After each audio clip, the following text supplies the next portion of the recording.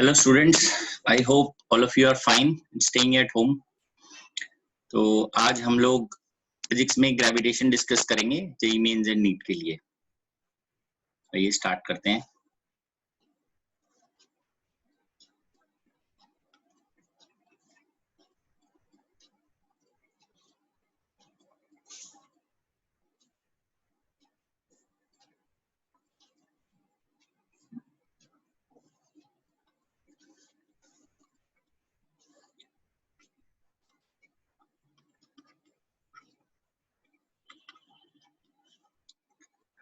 तो universal law जो है ग्रेविटेशन का, वो क्या कहता है?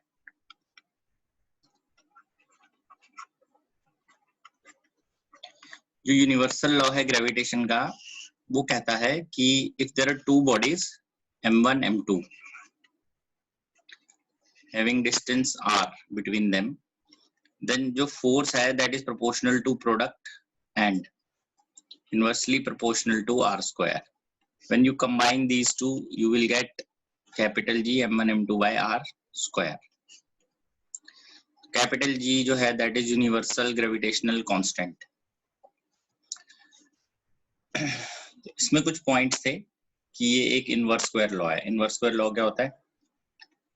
जिसमें f inversely proportional to r square होता है। ये इंडिपेंडेंट है मीडियम से, इंडिपेंडेंट ऑफ मीडियम। सबसे इंपॉर्टेंट बात है, अगर एक बॉडी किसी लिक्विड में, वाटर में एक बॉडी बाहर है, फोर्स यही लगेगी, कोई चेंज नहीं आएगा इसमें। जैसे आपने देखा होगा कूलम फोर्स में चेंज आ जाता है ना मीडियम का, इसमें चेंज नहीं आता। This is a central force, ये सेंटर टू सेंटर लगती है। ठीक है, तो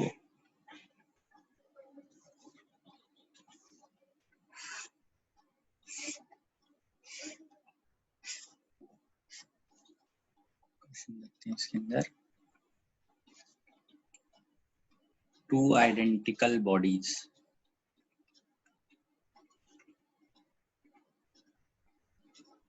having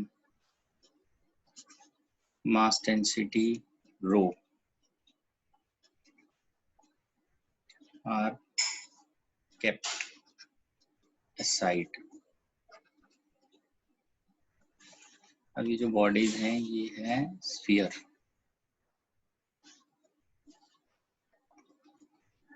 If radius is r, then F जो है force of gravitation between them, F ये proportional होगी किसके? r square r minus 2 r की पावर 4 r की पावर minus 4। ठीक है, तो याद देखते हैं जरा मिलकर। अगर दो body side by side placed हैं, डिस्टेंस है 2r, हमारे पास f कितना बनता है? g m1 m2, मास तो सेम ही है, डिस्टेंस का स्क्वायर, बट क्योंकि density is given mass by volume 4/3 pi r cube, m की वैल्यू ये आ जाएगी 4/3 पाई r क्यूब रो। इसमें पुट करते हैं तो हमारे पास f क्या आता है देखते हैं। 16 pi square r6 rho square on 9 into 4r square। f आप देखते हैं प्रोपोर्शनल टू r4 है। तो ये इसका आंसर बनता है। ठीक है, आगे बढ़ते हैं। इसमें क्वेश्चन नंबर 2 देखते हैं। मास m is divided into two parts.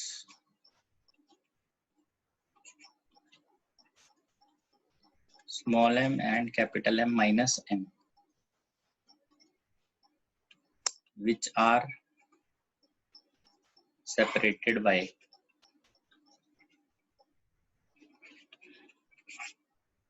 some distance.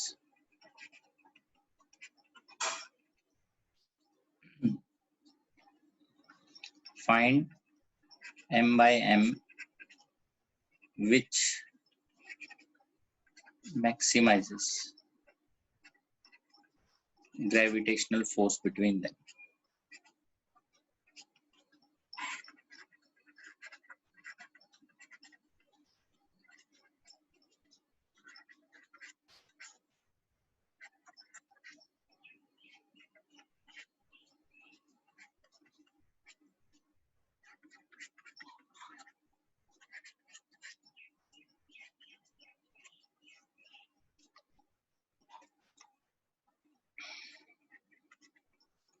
Capital M जो था इसको हमने दो पार्ट में कर दिया, M और M माइनस M, ठीक है।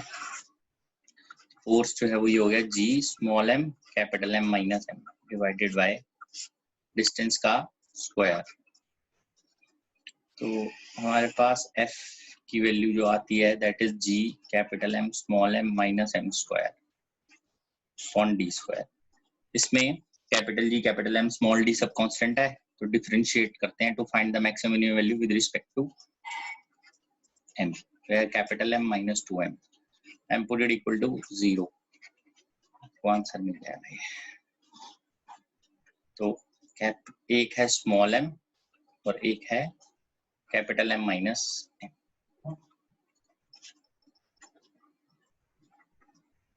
तो ये आएगा 1, आंसर इज 1:2, इक्वल पार्ट्स में डिवाइड करना है। ये हमने इलेक्ट्रोस्टैटिक्स में भी देखा हुआ है ऐसा।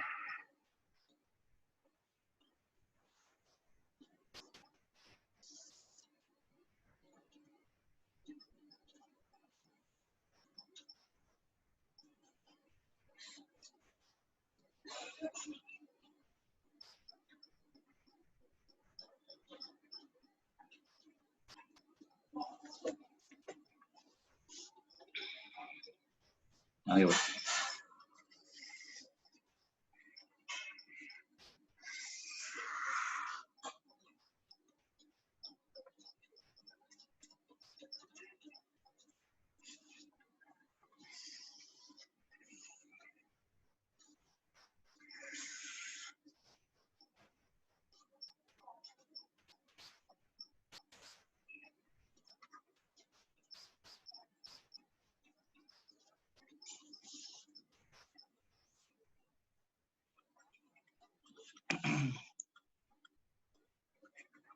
Point mass m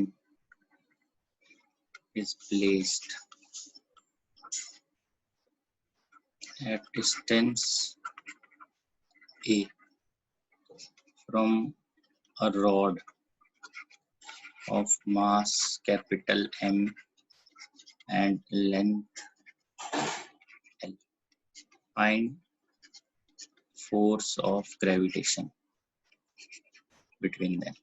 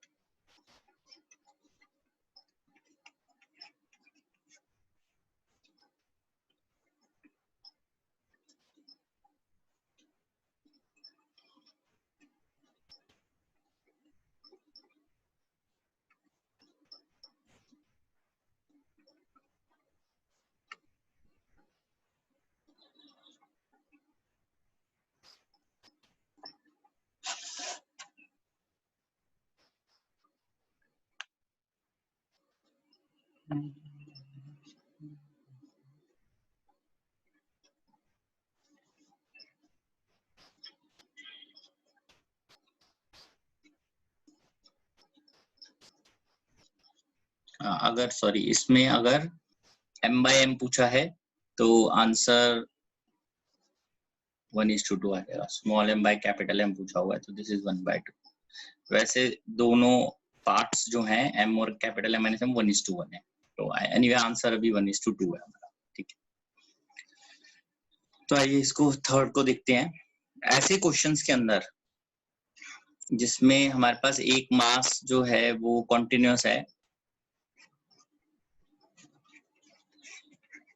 जैसे रॉड है, तो हम इधर से एट एनी डिस्टेंस x पे dx विड्थ एलिमेंट लेते हैं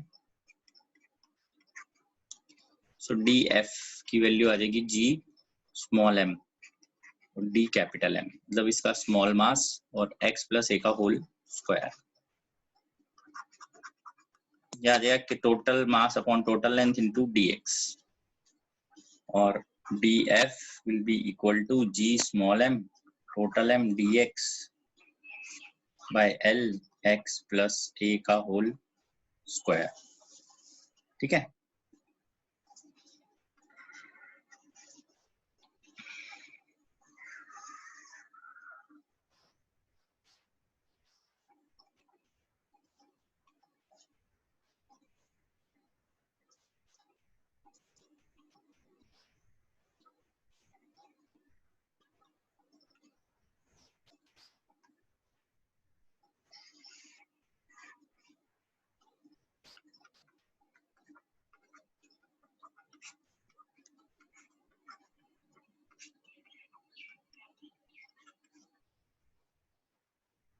ये लिमिट्स इसकी आएंगी 0 से लेके एल तक, क्योंकि यहाँ से स्टार्ट हो रहा है ना, देखो 0 से यहाँ तक एल तक। तो ये आ जाएगा हमारे पास g capital M small m by l, इसका इंटीग्रेशन करेंगे तो वो ये आएगा 0 से एल।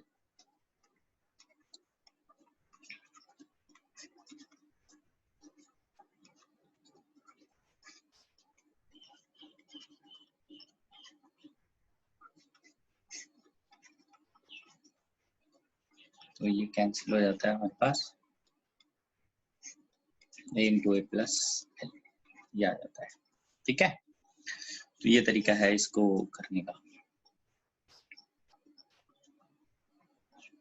आगे देखते हैं।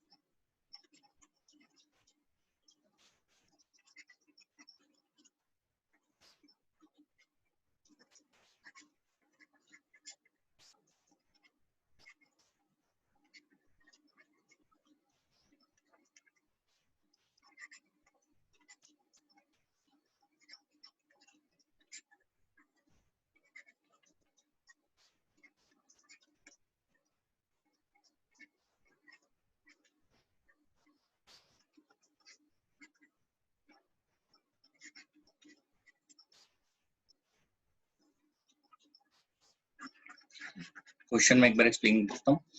2 पॉइंट मासेस हैं ए और बी, जिनकी मास की रेशियो गिवन है 4:3। They are separated by distance of 1 metre. When another point mass C of mass capital M is placed in between A and B, then force between A and C is 1/3 of force between B and C. Then distance of C from A, मतलब एक ये था A, ये था B।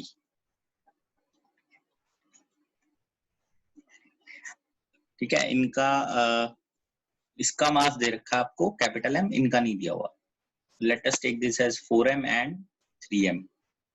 बीच में हमने एक रखा C, जिसका मास था कैपिटल M। अच्छा, इनका बीच में डिस्टेंस जो है वो है 1 मीटर। सी का ए से डिस्टेंस हमें निकालना है. Let us take this as x, तो ये हो जाएगा 1 minus x. Force between A and c is 1/3 of force between b and c. ये तो आसान ही है, कर सकते हैं. G 4m capital M by x square.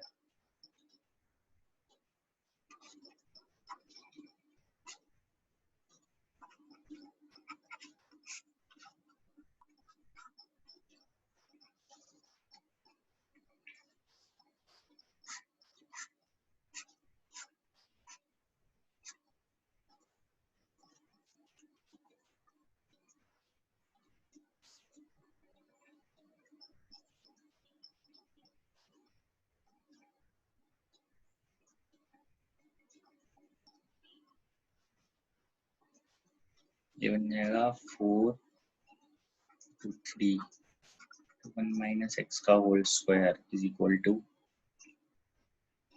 एक 3 से ये 3 भी कैंसिल हो जाएगा, ये 3 कैंसिल हो जाएगा यहाँ पे. दिस 3x स्क्वायर, ये 3 और ये 3 कैंसिल हो जाएगा. This is 2 1 minus x equal to x.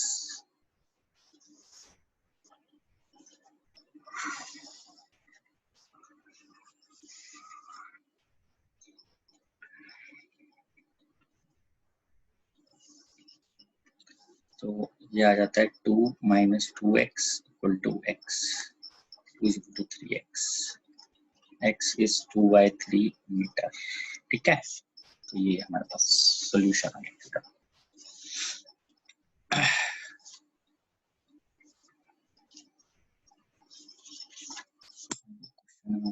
इसमें और बढ़ते हैं आगे क्वेश्चंस.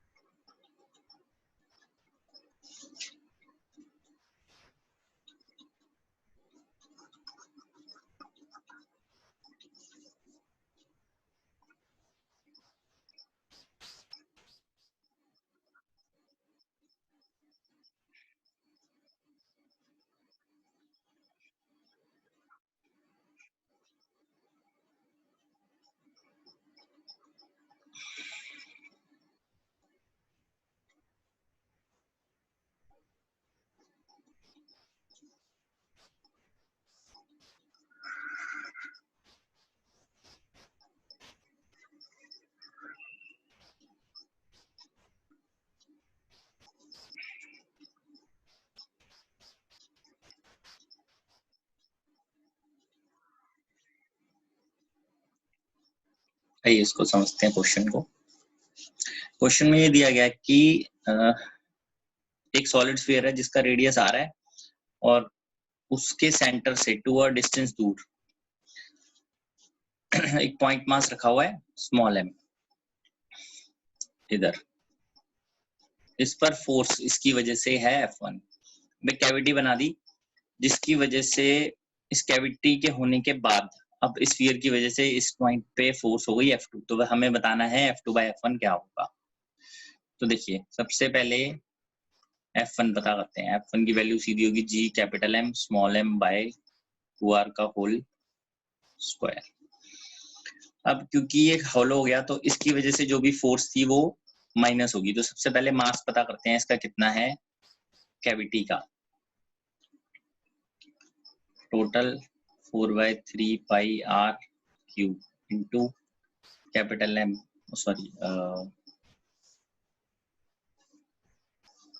4/3 पाई रेडियस है r/2 का होल क्यूब। तो हमें ये फाइनल आता है m/8 कैविटी का।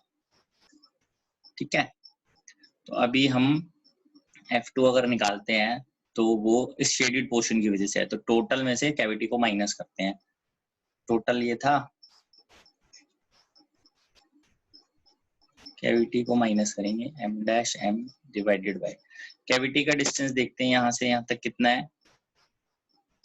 यहाँ से यहाँ तक कैविटी का डिस्टेंस कितना हो गया 2r minus r plus r/2 this 3r/2। यहाँ आ जाएगा 3r/2 का होल स्क्वायर। तो इसको फाइंड कीजिए क्या आंसर इसका बनता है।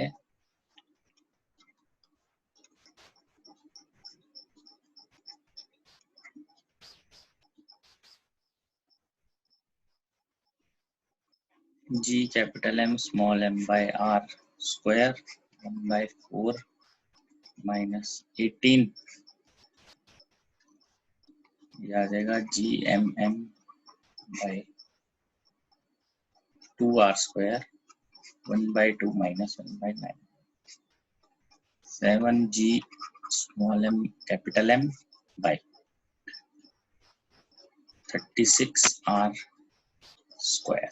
ठीक है, F2 आ गया यहाँ पे। ये F1 था। G capital M small m by 4r square. तो अब देख सकते हैं F1 F2/F1 कितना होता है। ये 7/36 GMM/r स्क्वायर को हटा ही देते हैं इंटू 4 7:9। चेक कीजिए कुछ क्लियर नहीं है अगर क्वेश्चन में तो बताइए, क्योंकि जिस जगह कैविटी बनेगी उस जगह का पोर्शन की वजह से जो भी आंसर आता है वो हमें माइनस करना है।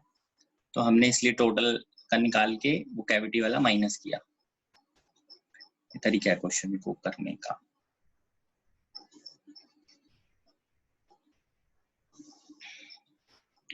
ठीक है, तो अभी हम आगे बढ़ते हैं इसमें।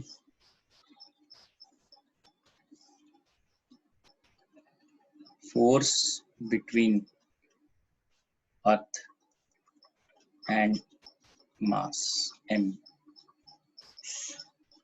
अगर एक बॉडी अर्थ के ऊपर है तो उसका मास अगर m है तो f की वैल्यू कितनी हो जाती है G capital M small m by r square.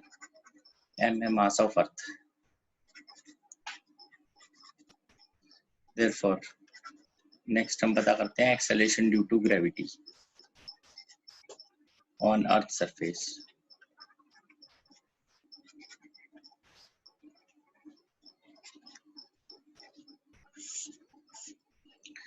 तो इसके अंदर एक्सेलरेशन ड्यू टू ग्रेविटी अगर मैं पता करूंगा अर्थ सरफेस पे तो G की वैल्यू आ जाएगी G capital M divided bye R square. ये कैसे किया F बाय स्मॉल m करके पता कर लिया। दिस इज अप्रोक्सीमेटली 9.81 मीटर पर सेकेंड स्क्वायर। जब मैं सारी वैल्यूज पुट करूंगा तो variation of acceleration due to gravity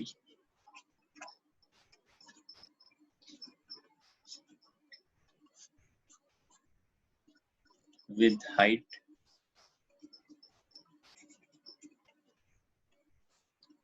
depth, height के साथ, डेप्थ के साथ, लैटिट्यूड के साथ, विद लैटिट्यूड।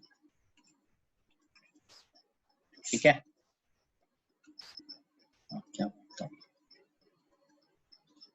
ठीक है, तो आगे हम बढ़ते हैं और देखते हैं इसमें। ये फुली क्लियर होगा सबको, मैं इसको रब कर रहा हूँ।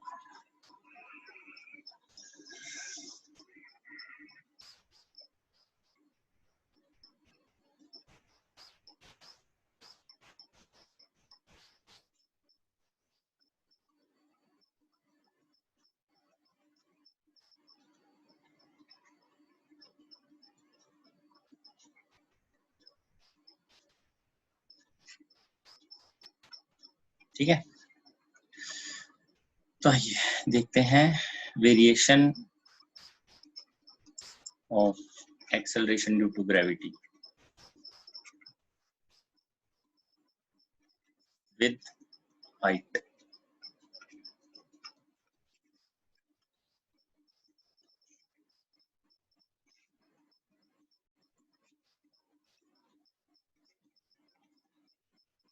जी डैश की वैल्यू हमारे पास बनती है g r by r plus h का whole square. If capital r plus h is taken as small r, तो जी डैश की वैल्यू ये आ जाएगी विद डेप्थ।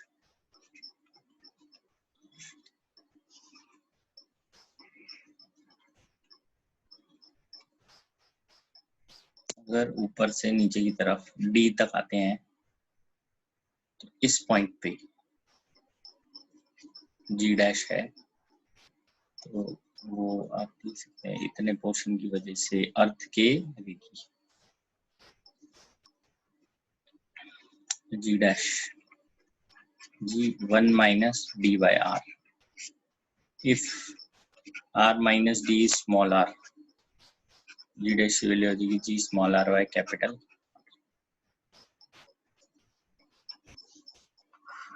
फॉर्मूलाज आपको ध्यान रखने हैं इसमें।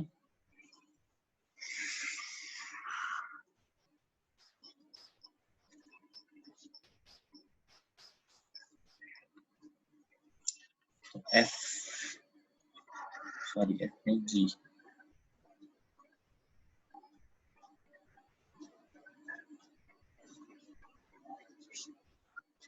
जी dash when small r is less than capital r, इसकी वैल्यू ये होती है small r is greater than r, ये होती है r is equal to distance from centre.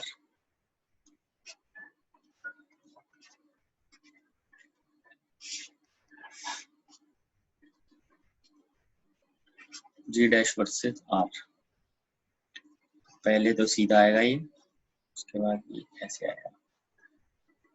ये हम देख सकते हैं this is straight line, this is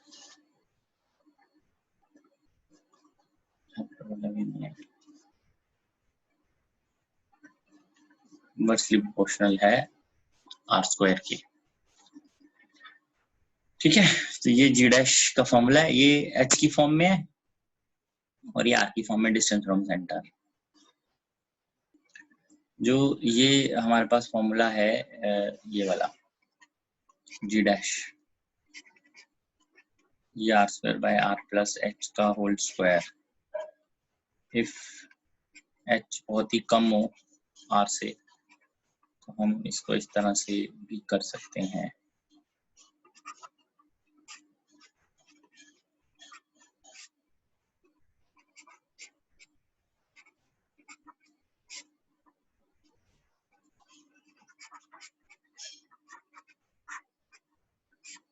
ठीक है, ऐसे भी आ सकते।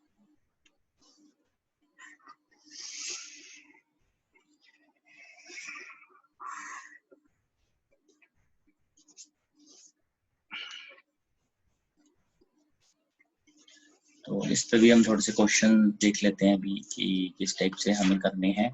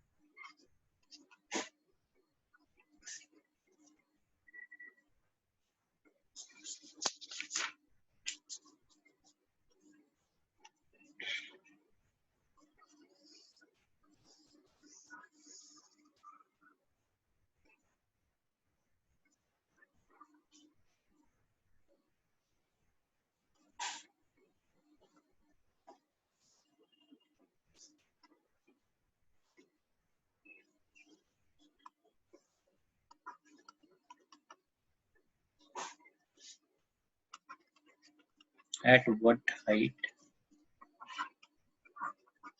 above surface of Earth?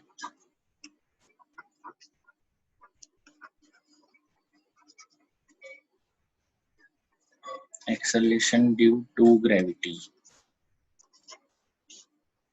becomes half of its value at surface.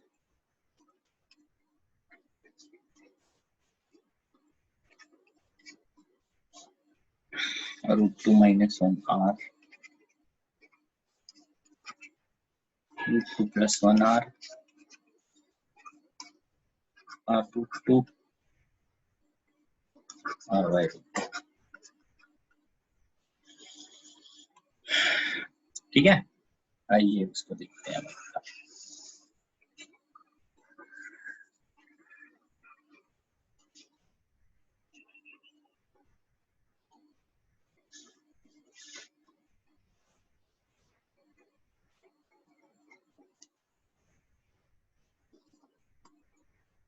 Fifth पे आ जाते हैं एक बार,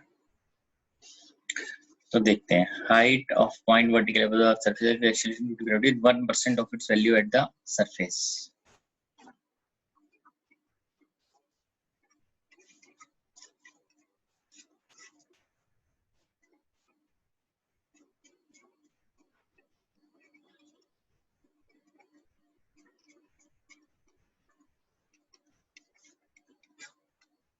सिंपल था ये तो.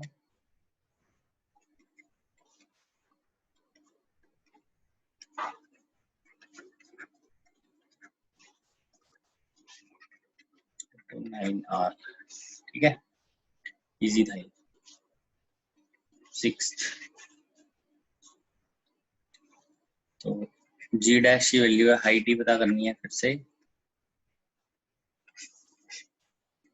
g डैश है half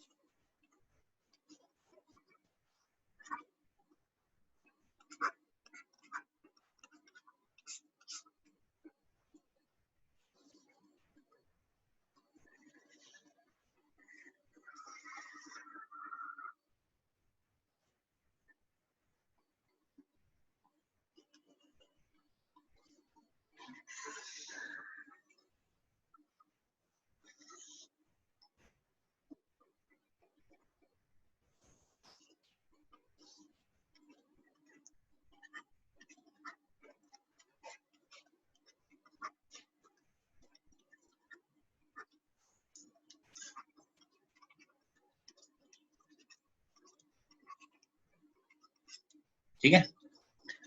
2 minus 1 r. I think clear हो गई।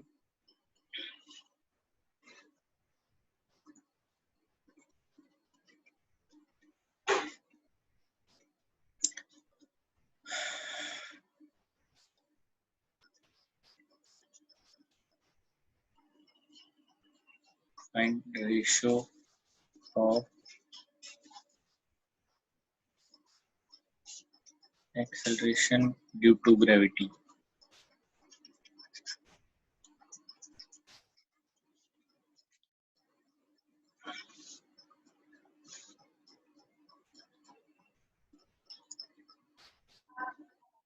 At height and depth equal to r by 2.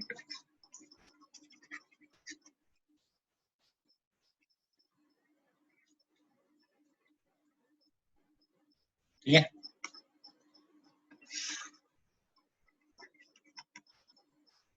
तो g at some height r by r plus यहाँ h की वैल्यू आएगी r by 2 और g depth 1 minus r by 2 by r। तो इसको आप अगर सॉल्व करते हैं तो ये क्या वैल्यू आती है, नीचे आता है 3r by 2 4 by 9 g by 2 g at height by g at depth 4 by 9 into 2 8 by 9। ठीक है सर फिर वो जो 1 माइनस 2h बाय आर है, फिर वो कब लगाना होता है फॉर्मूला? वो जब h गिवन होगा तब लगाएंगे, बहुत कम 50 किलोमीटर से कम तब लगेगा।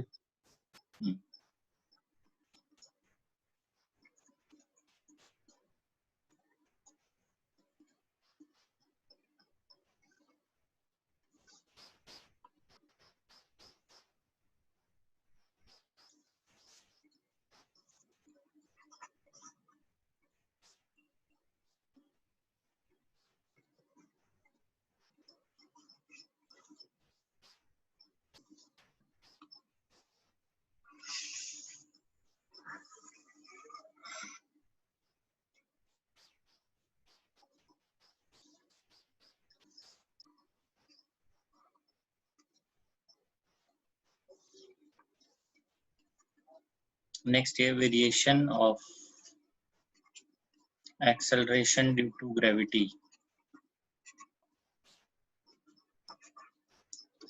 with latitude।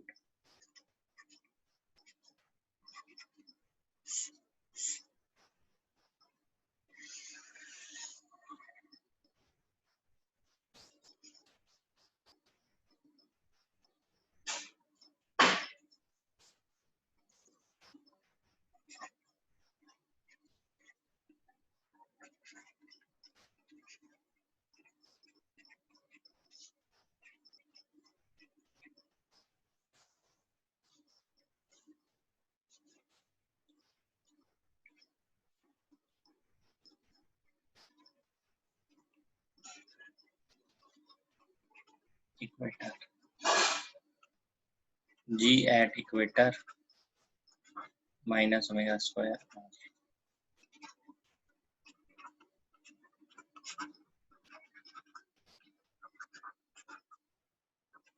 g। ठीक है, तो अभी हम देख सकते हैं कि acceleration due to gravity latitude के साथ कैसे वेरी करती है। मतलब ओमेगा का इफेक्ट है, ओमेगा ऑफ अर्थ, यार omega is 2 pi by T, ये अर्थ का है। अर्थ आपको पता ही है 24 घंटे में अपनी रोटेशन पूरी करती है, 3600 टाइम आ जाता है, सेकंड्स में निकालना है, रेडियन पर सेकंड। ठीक है, तो एक क्वेश्चन इसमें हम देखते हैं, find time period of rotation of earth at which particles at equator will fly off.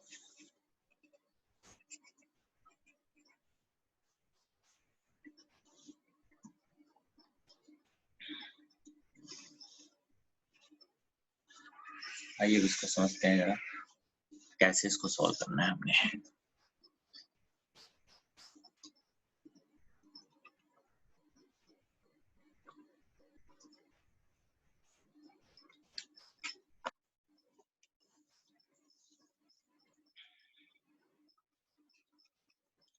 Using जो हमने अभी इक्वेटर के लिए लिखा है g minus omega square r, तो for particles to fly of,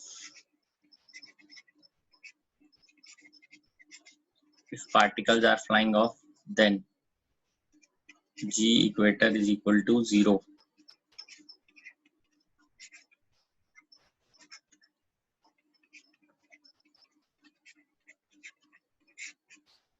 So 2 pi by t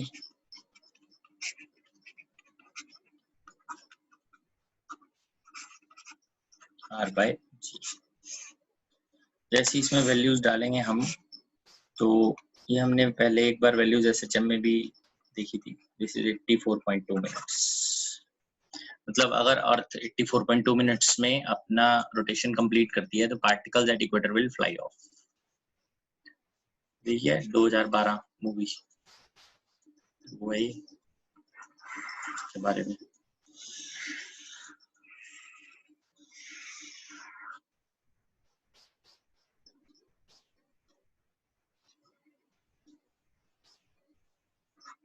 exactly वो अगर अर्थ की रोटेशन तेज हो जाएगी तो वैसा डेवास्टेशन हो जाएगा जो उस मूवी में दिखाया था। ठीक है, ये आ गया। अब आगे बढ़ते हैं हम एक बार ऑर्बिटल वेलोसिटी देख लेते हैं ऑफ सैटेलाइट।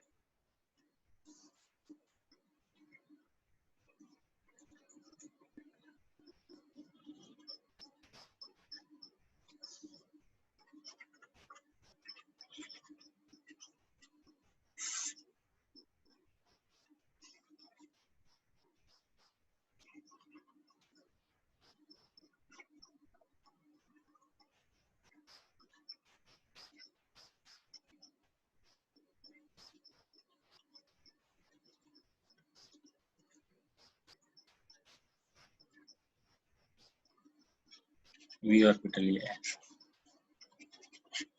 या अगर इसमें सेंट्रीपिटल फोर्स को इक्वेट करोगे ग्रेविटेशनल फोर्स से तो ये आ जाएगी वैल्यू, है ना। This is independent of mass of satellite.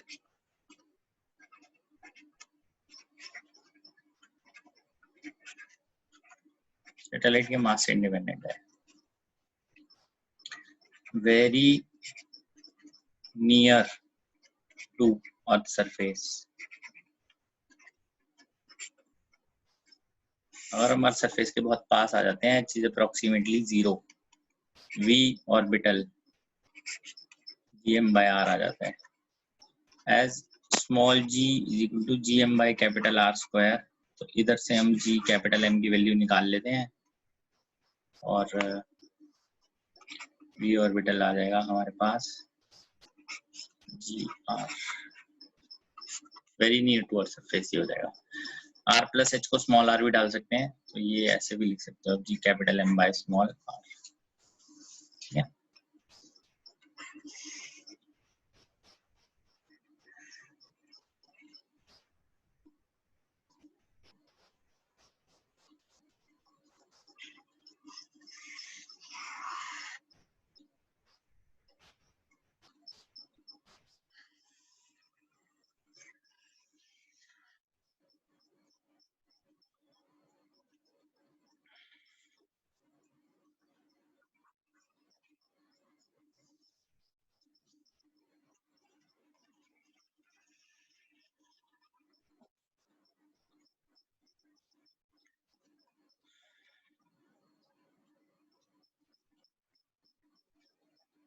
gravitational potential energy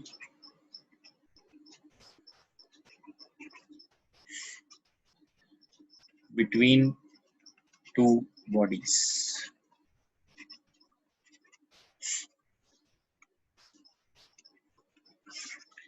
M1 M2 minus G M1 M2 by R between three bodies.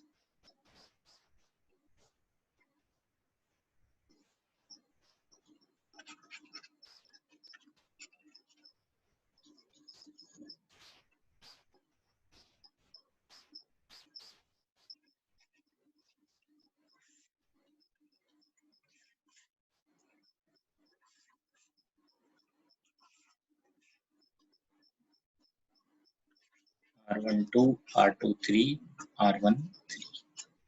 U की वैल्यू आ जाएगी minus g M1 M2 R12 minus g M2 M3 R23 minus g M1 M3 divided by R13.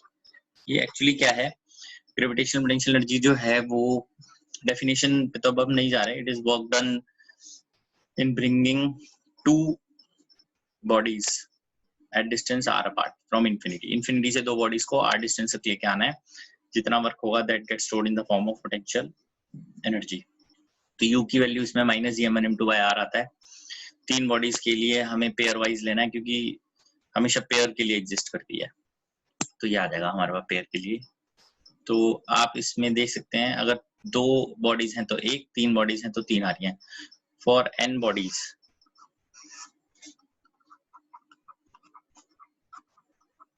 there will be nc2 terms, potential energy terms. nc2 कितना होता है, n into n minus 1 by 2. इतनी potential energy terms होंगी. ठीक है, आगे बढ़ते हैं इसमें.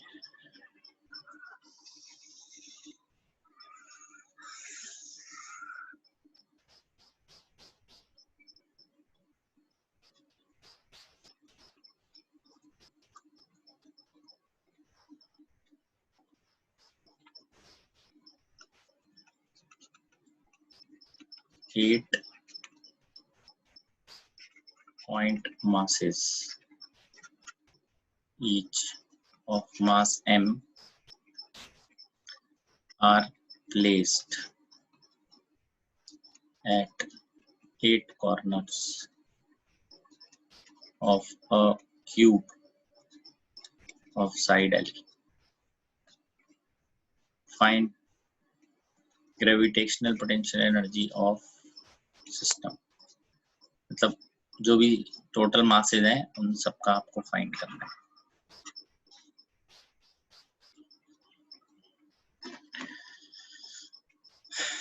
तो आप देख सकते हैं इसमें अगर हम एक क्यूब बनाते हैं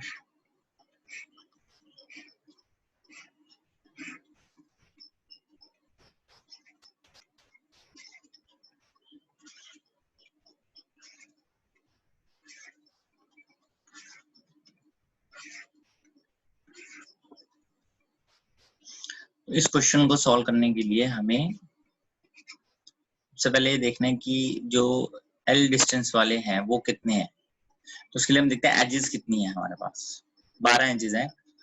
तो 12 हमारे पास ऐसी टर्म्स होंगी जो जिनमें डिस्टेंस L आएगा. वैसे टर्म्स टोटल आप कैलकुलेट करना चाहो तो कर सकते हो. 8 into 7 by 2 28 टर्म्स आनी चाहिए. तो 12 आ गई. फिर उसके बाद जो फेस होता है हर फेस पे दो पोटेंशियल एनर्जी की टर्म्स बनेंगी. टोटल फेस कितने हैं, 6 फेस हैं. हर फेस पे दो बनेंगी. 12 G M1 M2 by distance क्या आ रहा है, ये फेस में ऑपोजिट डायगोनल में डिस्टेंस कितना है, √2. ठीक है. फिर हमारे पास चार ऐसे होंगे जो बॉडी डायगोनल रिप्रेजेंट करते हैं. जैसे ये वाला और ये वाला है ना, ये और ये. तो बॉडी डायगोनल आपको मालूम होना चाहिए क्या. अब उसका डिस्टेंस होगा L√3. ये टोटल आंसर बनता है हमारा. टोटल टर्म्स गिन लो. 12 नहीं है यहाँ पे, ये 4 है. 4 है total.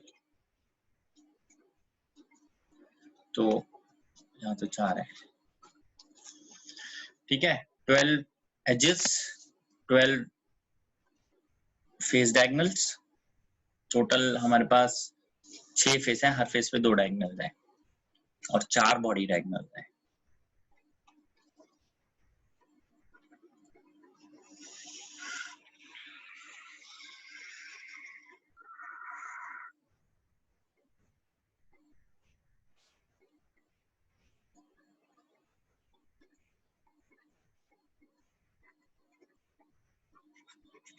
Energy of satellite,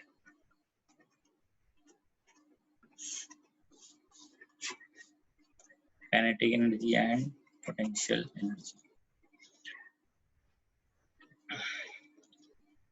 satellite की ऐसी है,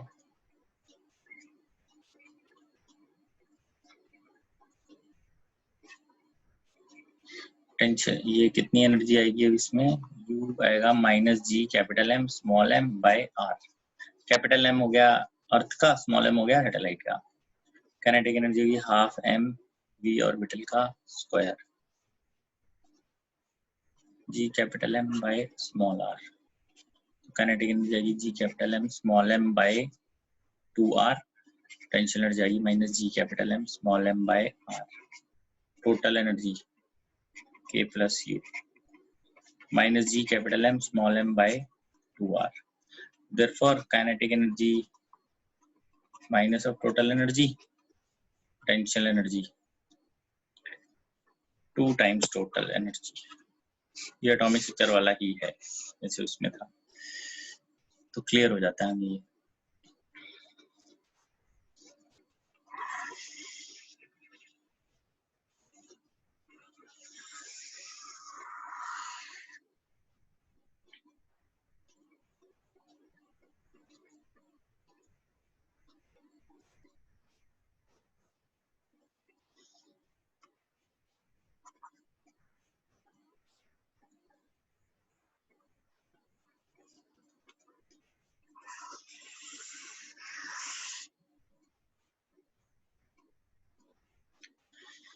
ठीक है, तो एनर्जी ऑफ सैटेलाइट भी हमारे पास आ गई।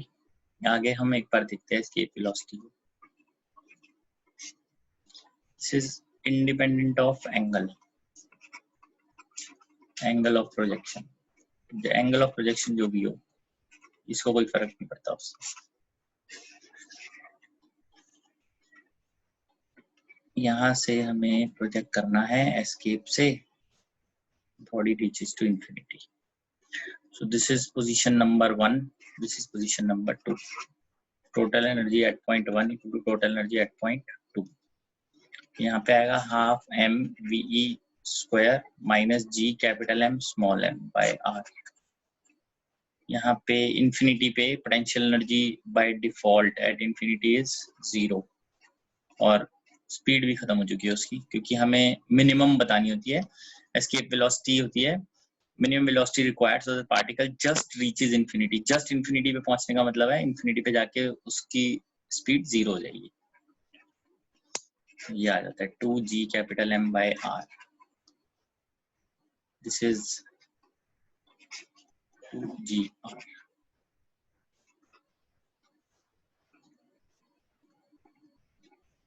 अप्रोक्सीमेटली किलोमीटर पर सेकेंड। अगर हम इसको पता करते हैं तो ठीक है, ये एस्केप वेलोसिटी है।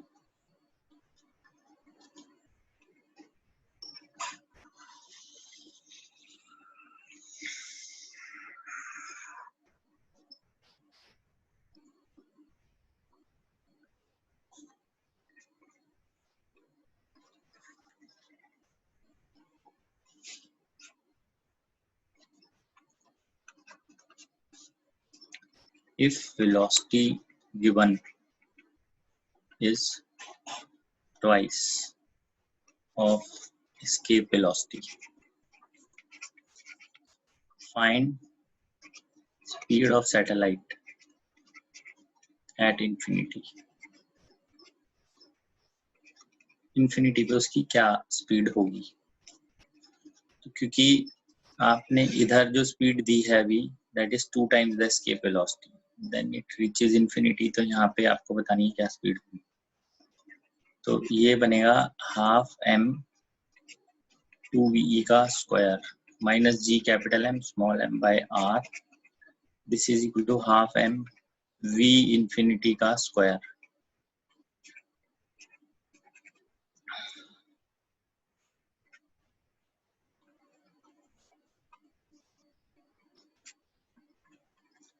प्लस 0, क्योंकि इंफिनिटी पे पोटेंशियल एनर्जी तो 0 होगी, तो ये m कैंसिल हो जाता है। So this is 4ve square minus 2g capital M by r to v infinity.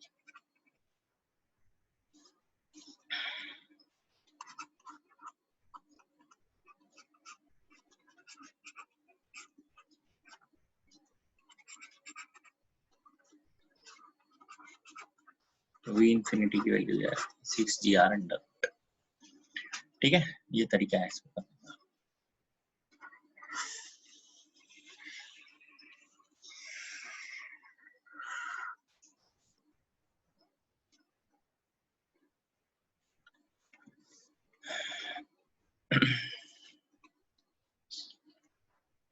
अब एक बार इसको देख लेते हैं हम।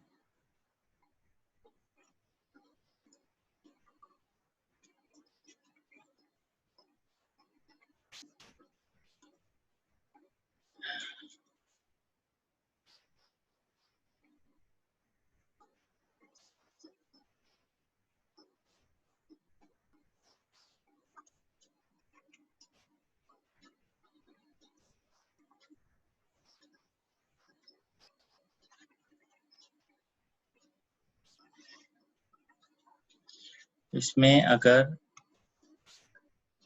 इसने u से फेंका, फर्स्ट केस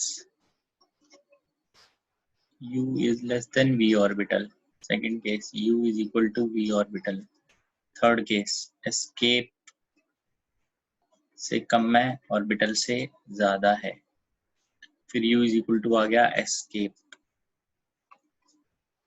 फिर आया u greater than escape। तो if u is less than v orbital, body falls back।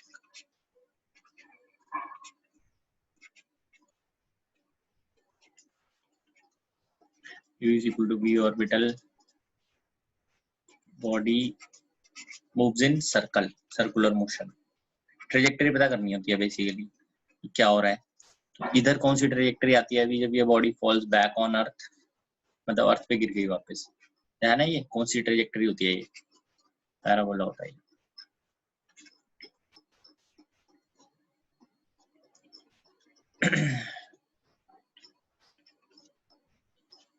v less than u less than ve, lips, इसमें लिप्स में जाएगा।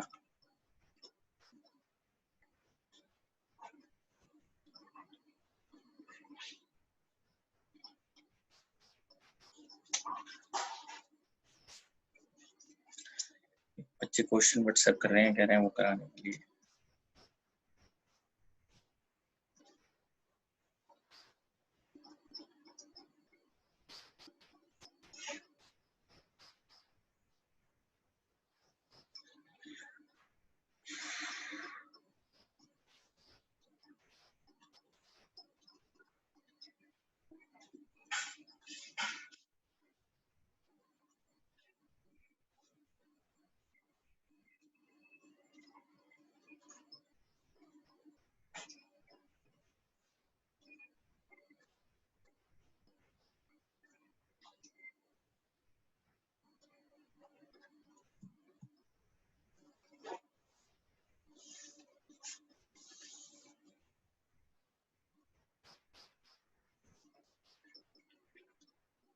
जब u is equal to escape है तो moves in parabolic trajectory, u greater than ve, hyperbolic trajectory। तो अगर u is equal to ve होगा तो it will leave, अर्थ के आसपास नहीं घूमना उसने, it will leave following a parabolic trajectory। u greater than होगा, it will leave following a hyperbolic trajectory।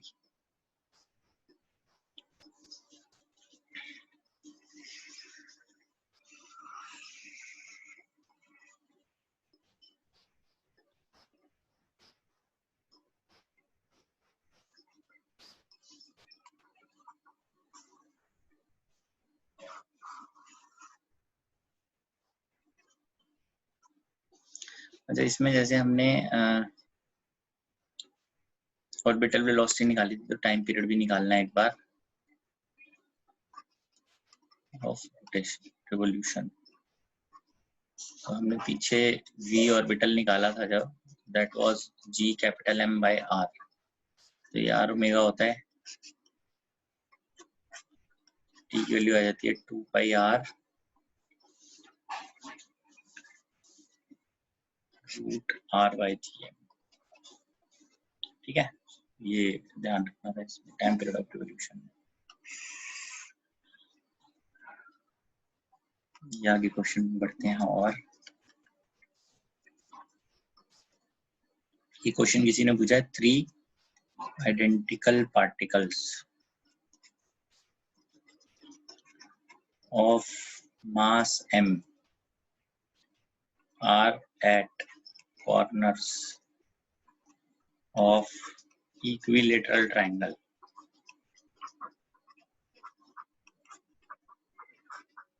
of side L. They start rotating under mutual gravitational force. Find omega या फिर time period. ठीक है ना, तो किसके around move करेंगे? Common centre of mass के अराउंड मूव करेंगे। तो आइए देखते हैं।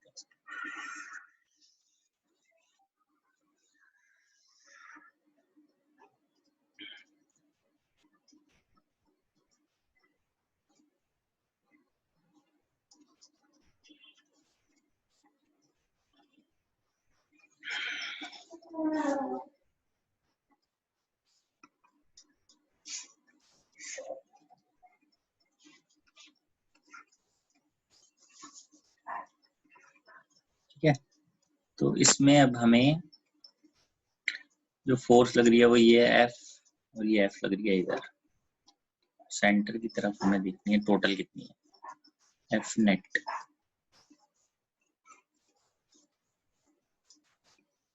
F की वैल्यू है Gm1 m2 बाय डिस्टेंस का square. What is F net? 2F cos 60 by 2, 2F cos 30, this is F root 3। ये नेट फोर्स लग रही है सेंटर की तरफ। तो F root 3 must be equal to M omega square R।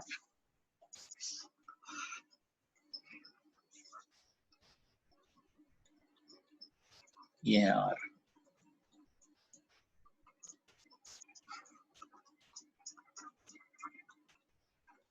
R cos 30, length अगर L है तो ये हो जाएगा L बाय 2।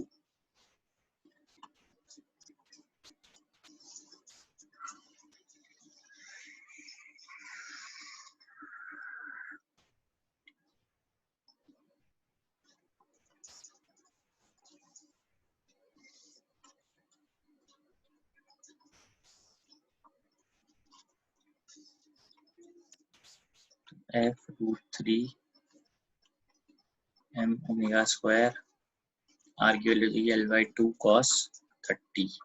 ठीक है, और F क्या है? Gm1 m2 by L square root 3 M omega square L cos 30 हो गया root 3 by 2,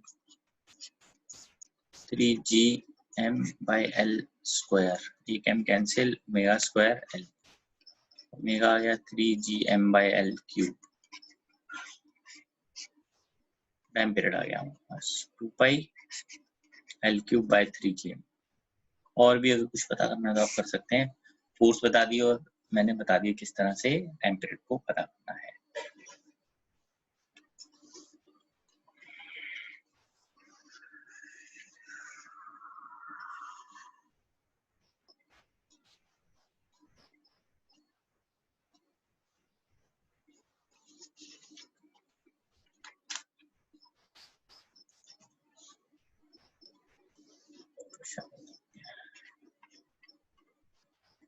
Force, gravitational force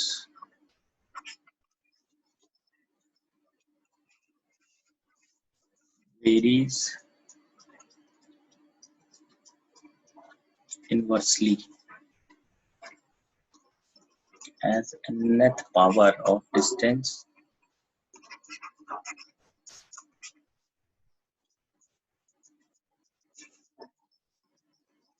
then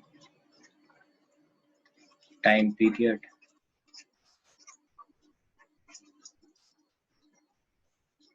will be proportional to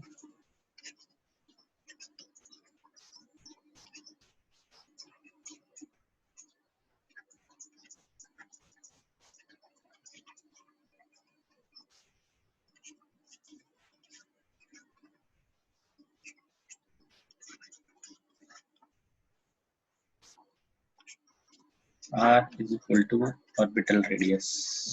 ठीक है, आइए इसको देखते हैं.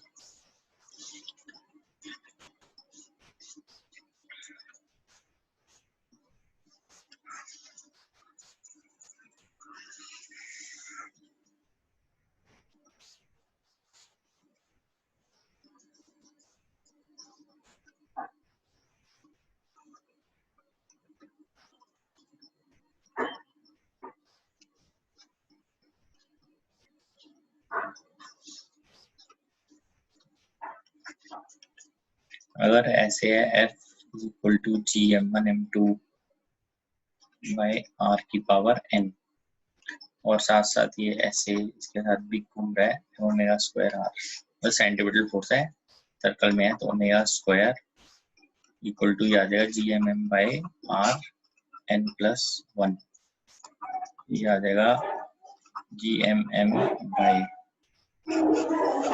आर की पावर एन प्लस 1, टी आ जाएगा आर की पावर एन प्लस 1 बाई 2, बाकी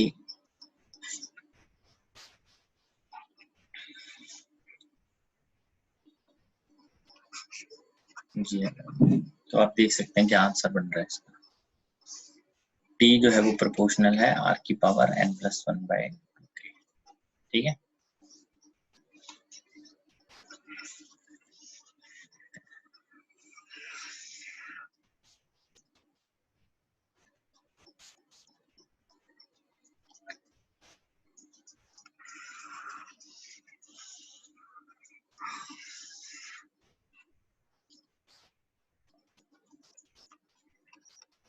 नेक्स्ट स्टडी है केपलर लॉस.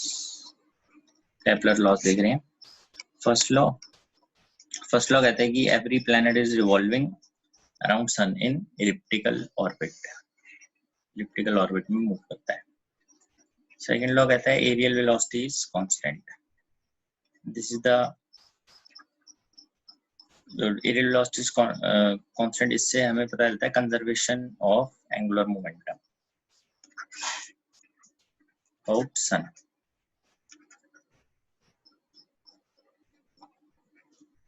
सन के अबाउट पता चलती है हमें.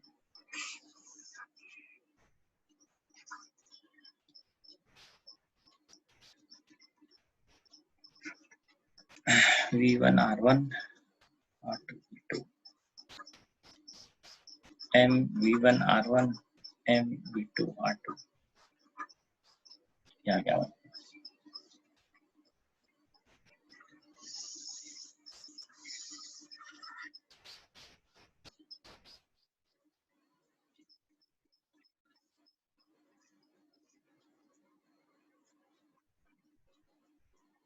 थर्ड लॉ कहता है square of time period is directly proportional two cube of mean radius.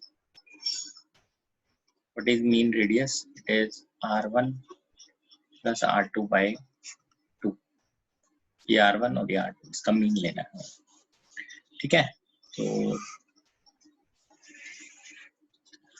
ये केपलर के लॉज हैं. हम आगे बढ़ते हैं उसमें.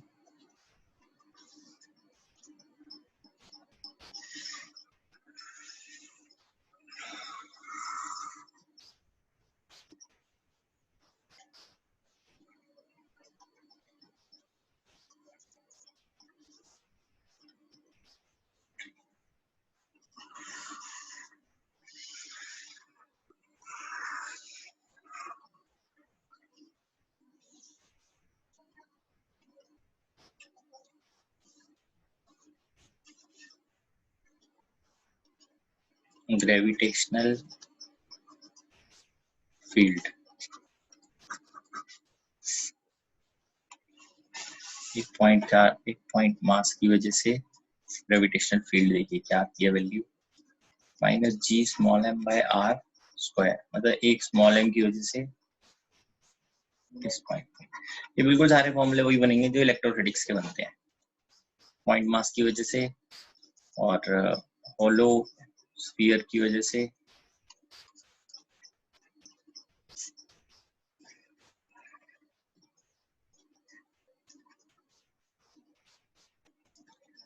E inside small r less than capital R 0, small r greater than capital R, इसकी वैल्यू है minus g capital M by R square, M is equal to mass of sphere, hollow sphere, जैसे table tennis की ball होती है वो है ये solid sphere.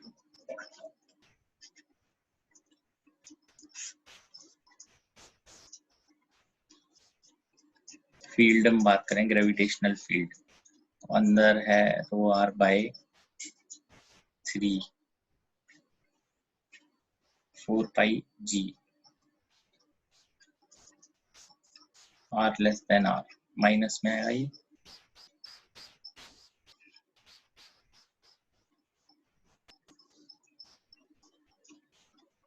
Minus 4 पाई, इस आर ग्रेटर देन आर के लिए minus g capital m by r square, और ये फील्ड है पूरा, ठीक है, इसके लिए ये बनेगा।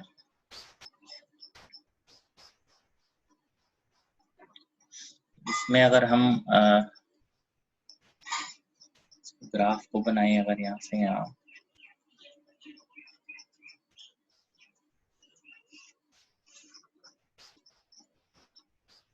वैसे तो ग्राफ उल्टा बनेगा, हम मॉड लेके बना देते हैं, पहले यहाँ से यहाँ तक तो ऐसे ही है, उसके बाद ये 0 है,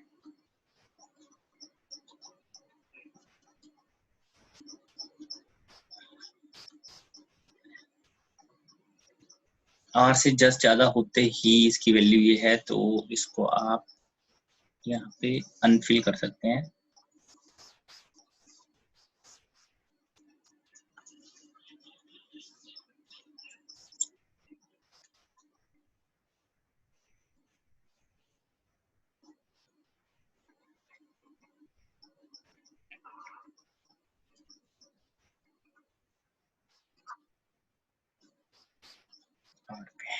ठीक है, सारे फॉर्मूले आपको ध्यान रखने हैं सॉलिड स्फीयर।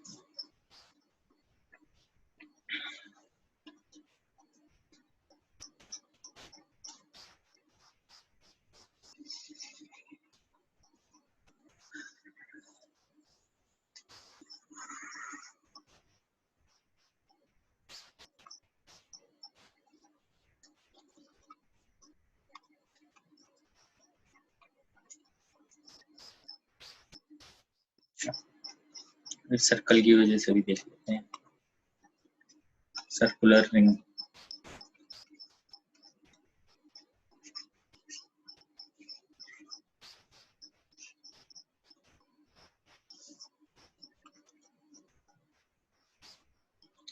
ग्रेविटेशनल फील्ड की वैल्यू इसलिए नेगेटिव है क्योंकि ये फील्ड हमेशा अट्रैक्टिव होती है, इसलिए जैसे इलेक्ट्रोस्टैटिक्स में देखते हैं ना, पॉजिटिव चार्ज की वजह से अवे, नेगेटिव चार्ज की वजह से टुवर्ड्स, ये हमेशा ही नेगेटिव है।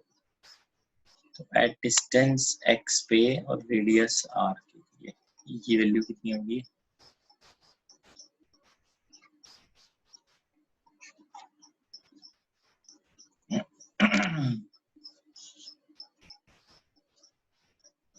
X square plus r square की पावर 3/2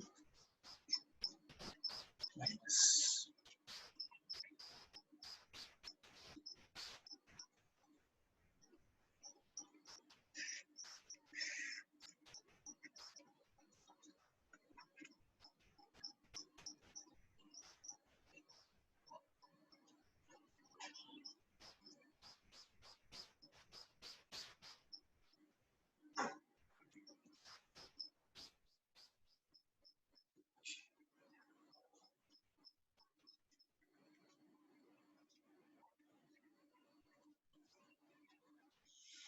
ठीक है, इस तरह से इसका ई वर्सेस एक्स का ग्राफ आएगा, मॉड लेके करना है वरना रिवर्स हो जाएगा, सारे ग्राफ सुनना रिवर्स में चले जाएंगे। ठीक है, आगे बढ़ते हैं हम।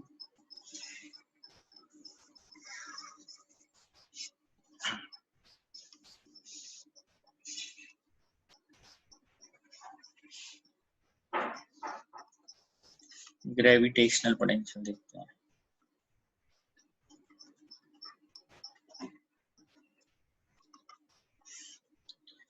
पॉइंट मास के लिए ग्रेविटेशनल पोटेंशियल क्या होगा, -gm/r, मतलब m मास और r डिस्टेंस दूर अगर हम पता कर रहे हैं इस पॉइंट पे, तो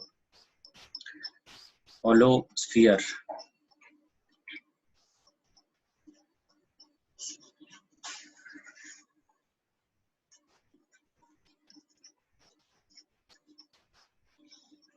-G_M/r, अगर ये अंदर हम पता कर रहे हैं, अगर हम बाहर पता करेंगे तो ये हो जाएगा small r is distance from centre. अंदर तो कांस्टेंट है, बाहर वेरिएबल है, तो अगर हम v वर्सेस r बनाएंगे ऐसा बन जाएगा, ये ऐसे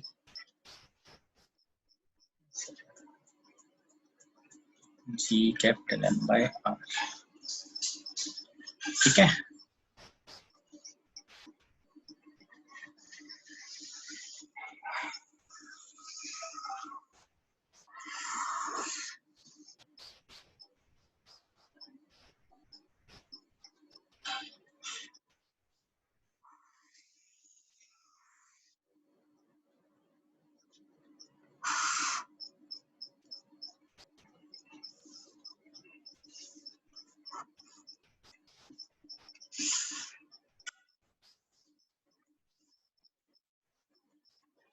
सॉलिड स्फीयर,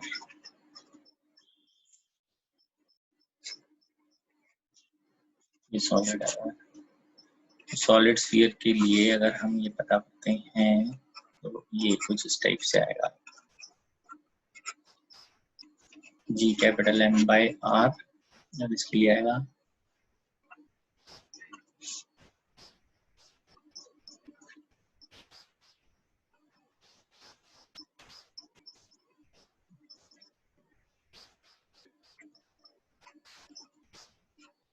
r² -r²। ठीक है, minus rho 4πg/6 3r² -r², minus में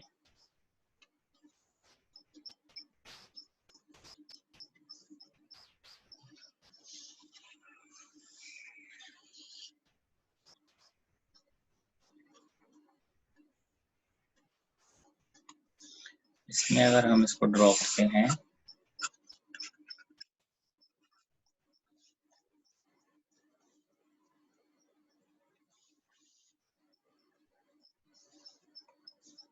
ये ऐसे आएगा, यहाँ से ऐसे,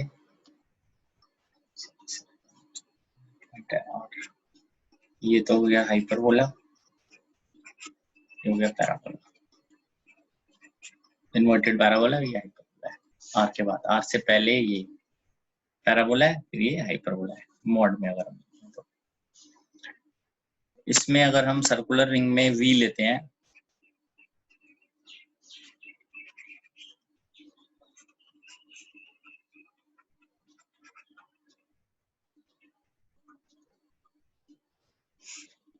तो ये वैल्यू आती है -gm/√x² +r², v versus x।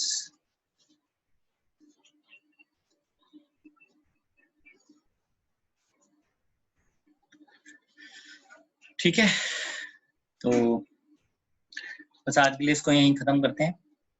Gravitation में हमने काफी सारी चीजें देख ली हैं, तो आप इसको रिवाइज कीजिए। ठीक है।